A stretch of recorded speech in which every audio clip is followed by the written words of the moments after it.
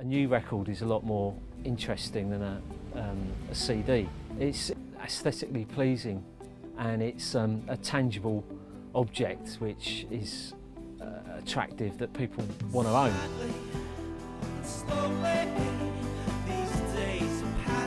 I've been in business since about 1985 and we started doing stalls at boot sales, markets. Started at Greenwich Market in about 1987 and then kept going right up until about 4 years ago when the market was under threat from developers. So we looked around for a premises and this shop became available, so we moved in and it's been going really well since then.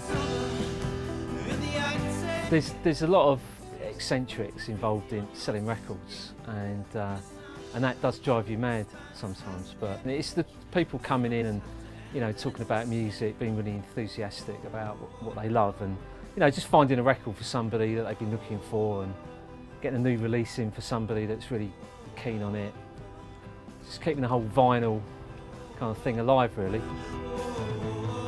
A lot of high streets have had problems with high rents and high business rates, so it's forced a lot of the independent traders out of shops and maybe onto the internet, websites, that kind of thing.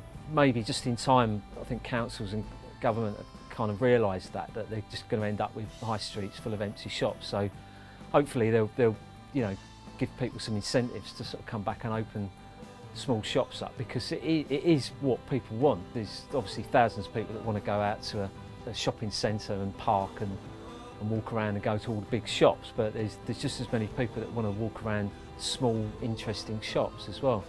I think a lot of vinyl shops that have gone under completely went over to doing CDs and found that they couldn't compete on price, whereas we've always been into vinyl, and I think we've diversified a little bit, so we've kind of made it more of a niche thing with a lot of emphasis on kind of 60s, 70s culture.